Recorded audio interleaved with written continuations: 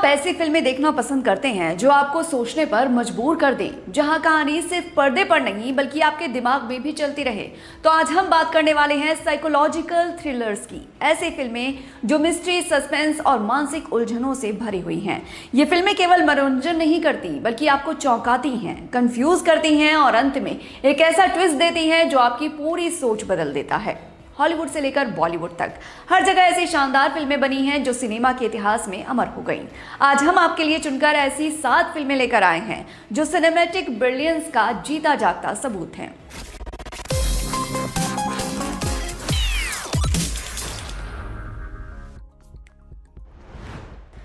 Cinema की दुनिया में अपनी एक अलग पहचान बना चुके मार्टिन स्कॉर्सेसी के डायरेक्शन में बनी शटर आइलैंड एक ऐसी फिल्म है जो आपको आखिर तक सोचने पर मजबूर करती है। लियोनार्डो डिकैप्रियो ने टेडी डेनियल्स का किरदार निभाया है। टेडी एक यूएस मार्शल है जो एक मानसिक अस्पताल में किसी लापता मरीज की जांच करने पहुंचता है। फिल्म एक दूर दराज के टापू पर स्थित हॉस्पिटल में सेट की गई है जहां खतरनाक मानसिक रोगी रहते हैं। टेडी और उसके साथी चक को पता चलता है कि एक मरीज जिसने अपने 3 बच्चों को डुबोकर मार दिया था, बंद कमरे से लापता हो गई है। जैसे जैसे जांच आगे बढ़ती है, टेडी को अस्पताल में अजीब चीजें दिखने लगती हैं। उसे लगता है कि यहाँ कुछ गड़बड़ है, शायद इल्लीगल एक्सपेरिमेंट्स हो रहे हैं। लेकिन यहाँ आने के पीछे टेडी का एक एजेंडा भी था। वो अपनी पत्नी डोलोरस की मौत से जुड़े तारों को सुलझाने आया था। उसे लगता है यहाँ उसे कुछ सीक्रेट्स मिल सकते हैं, लेकिन इस जगह का असली सच इससे कहीं ज्यादा हैरान करने वाला है। फिल्म की ट्विस्टेड एंडिंग आज भी सिनेफाइल्स के बीच बहस का मुद्दा है। इस फिल्म में इंसानी दिमाग की घिचपिच दिखाई गई है। आखिर में जाते जाते ऐसा लगने लगता है कि ये किसी मिस्ट्री का इन्वेस्टिगेशन ना होकर गिल्ट, डिनायल और अपने को धोखा देने की इंसानी फितरत का इन्वेस्टिगेशन थी। फिल्म की आखिरी लाइन सबसे चर्चित है, which would be worse, to live as a monster और to die as a good man. Scorsese का डायरेक्शन, डिकैप्रियो और मार्क रफेलो की शानदार एक्टिंग और बेन किंग्सले का डॉक्टर का किरदार सब मिलकर इसे एक मास्टरपीस बनाते हैं। फिल्म का माहौल इतना डीप और डार्क है कि आप पूरे वक्त तनाव में रहते हैं।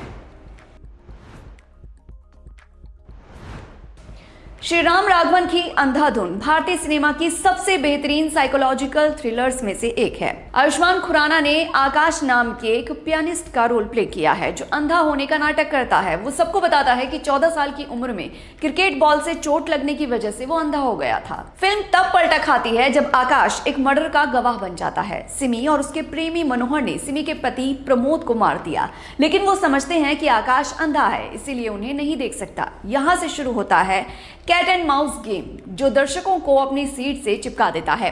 अब आकाश की खुद की जान को खतरा है, लेकिन फिर आता है ट्विस्ट और पता चलता है कि आकाश सच में अंधा हो गया है। लेकिन फिर हर 10 मिनट में कहानी पलटती रहती है। फिल्म में तब्बू की परफॉर्मेंस बेहद दमदार है। वो एक ऐसी औरत बनी है जो अपने क्राइम को छुपाने के लिए कुछ भी कर सकती है। राधिका आप्टे का रोल काफी अच्छा है। वो फिल्म में आकाश की गर्लफ्रेंड के रोल में है। अंधाधुन जैसी फिल्में बताती हैं कि बॉलीवुड में भी उलझी हुई फिल्में बनाने की काबिलियत है। इस फिल्म की कहानी, एक्टिंग, स्क्रीन प्ले और म्यूजिक सब कुछ शानदार है। कुछ फिल्में ऐसी होती हैं जो समय के साथ पुरानी नहीं पड़ती बल्कि हमेशा फ्रेश रहती हैं। फाइट क्लब उन्हीं रेयर फिल्मों में से एक है जो आज भी ऑडियंस और क्रिटिक्स दोनों को अट्रैक्ट करती हैं। पहली नजर में ये फिल्म शॉकिंग लगती है, लेकिन थोड़ा गहराई में जाएं तो आपको एक ऐसी स्टोरी टेलिंग मिलेगी जो रेगुलर रूल्स को तोड़ती है। स्ट्रॉन्ग विजुअल्स और डीप सोच के साथ फाइट क्लब ने ऑल टाइम ग्रेट फिल्मों में अपनी जगह पक्की कर ली है। डेविड फिंचर की फाइट क्लब सिर्फ एक फिल्म नहीं, एक कल्चरल घटना है। एडवर्ड नॉर्टन ने एक नेमलेस नैरेटर का रोल प्ले किया है जो अपनी बोरिंग जिंदगी से परेशान है। एक दिन उसकी मुलाकात टाइलर डर्डन से होती है जिसे ब्रैड पिट ने प्ले किया है। टाइलर एक शानदार पर्सनैलिटी वाला बेपरवाह आदमी है और नरेटर से एकदम ऑपोजिट है, और यहाँ से उन्हें मिलते हैं पर्पस और आइडेंटिटी। ये फिल्म मर्दानगी और मॉडर्न सोसाइटी की खोखली जिंदगी पर एक स्ट्रॉन्ग कमेंट है। इसका एक बहुत फेमस डायलॉग है, you are not your job, you are not how much money you have in the bank. Release के वक्त इस फिल्म को लेकर कंट्रोवर्सी हुई थी, लेकिन बाद में ये कल्ट क्लासिक बन गई। ये ऑल टाइम ग्रेट मूवीज में से एक है। अनुराग कश्यप की अगली बॉलीवुड की सबसे डार्क और डिस्टर्बिंग फिल्मों में से एक है। इसकी स्टोरी लाइन साइकोलॉजिकल थ्रिलर और इमोशनल ड्रामा को सेंटर में रखकर चलती है। ये फिल्म दिखाती है कि एक सोसाइटी के तौर पर हम कितने करप्ट हैं। कहानी की शुरुआत होती है जब काली का पिता राहुल कोर्ट के ऑर्डर पर अपनी बेटी से मिलने जाता है। काली के माता पिता का डिवोर्स हो चुका है। उसकी मां शालिनी एक पुलिस ऑफिसर बोस से शादी कर चुकी है। राहुल काली को कार में छोड़कर अपने एक दोस्त से मिलने जाता है और लौटकर आने पर वो वहां नहीं मिलती। बोस अपनी सौतेली बेटी को खोजने की जिम्मेदारी लेता है और यहां से शुरू होता है ब्लेम गेम। फिल्म दिखाती है कि हर आदमी अपने लिए कुछ चाहता है, लेकिन उसके लिए जो एफर्ट चाहिए वो लगाने को तैयार नहीं। हर आदमी का अपना स्वार्थ है और अपने फायदे कैलकुलेट करने में लगा हुआ है। ये फिल्म किसी को हीरो नहीं बनाती, इसका हर कैरेक्टर फ्लॉड है, जैसे कि असल जिंदगी में होता है। अनुराग कश्यप की रॉ फिल्म मेकिंग स्टाइल इस कहानी को और भी प्रभावशाली बनाती है। फिल्म हमें अनकंफर्टेबल करती है, गुस्सा दिलाती है और समाज का आईना भी दिखाती है। बोंग जून-हो की साउथ कोरियन फिल्म पैरासाइट ने ऑस्कर जीतकर इतिहास रच दिया था। ये पहली नॉन इंग्लिश फिल्म थी जिसने बेस्ट पिक्चर का अवार्ड जीता, लेकिन इसे सिर्फ अवार्ड के लिए नहीं बल्कि अपनी बहुत रियलिस्टिक स्टोरी टेलिंग के लिए याद किया जाता है।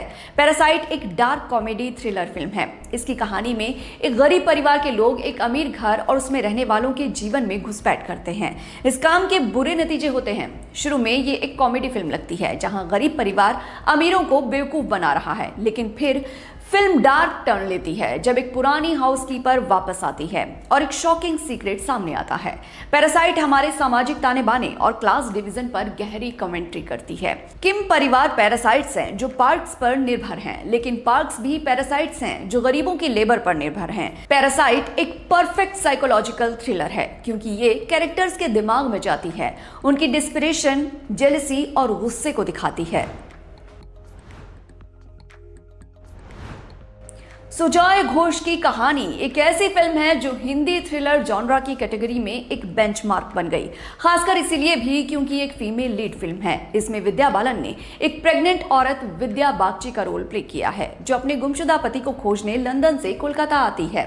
ये फिल्म मेल डोमिनेटेड सोसाइटी में फेमिनिज्म और मदरहुड की थीम्स को भी पकड़ती है और बड़े सस्पेंसफुल तरीके से एक स्ट्रॉन्ग प्लॉट लेकर चलती है जिसका एंड ऑडियंस को चौंका देता है। विद्या क्लेम करती हैं कि उसका पति Arnab Bagchi national data centre में काम करता था और दुर्गा पूजा के वक्त कोलकाता आया था, फिर गायब हो गया। लेकिन जब पुलिस और इंटेलिजेंस एजेंसीज जांच करती हैं तो पता चलता है कि अर्नब बागची नाम का कोई व्यक्ति एग्जिस्ट ही नहीं करता। फिल्म कोलकाता की भीड़ भाड़ वाली गलियों में सेट है और दुर्गा पूजा का बैकग्राउंड इसे और भी शानदार बनाता है।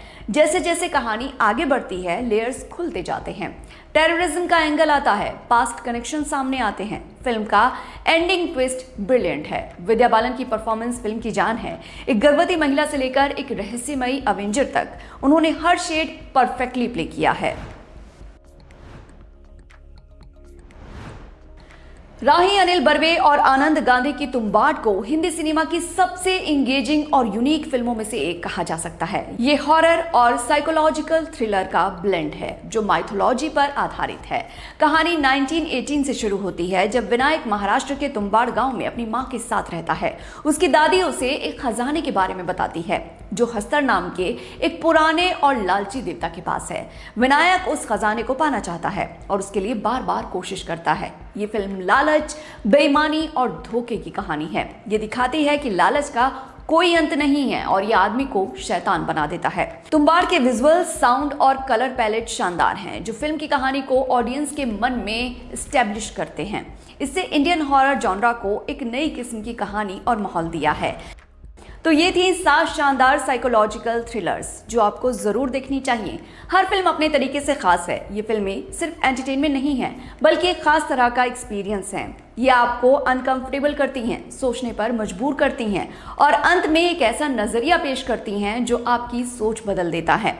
अगर आप माइंड गेम्स, प्लॉट ट्विस्ट और उलझे हुए कैरेक्टर्स पसंद करते हैं तो ये सभी फिल्में आपकी वॉच लिस्ट में होनी चाहिए। तो बताइए आपने इनमें से कौन सी फिल्म देखी है, कौन सी आपकी फेवरेट है। मिलते हैं अगले वीडियो में, देखते रहिए एम बोले तो।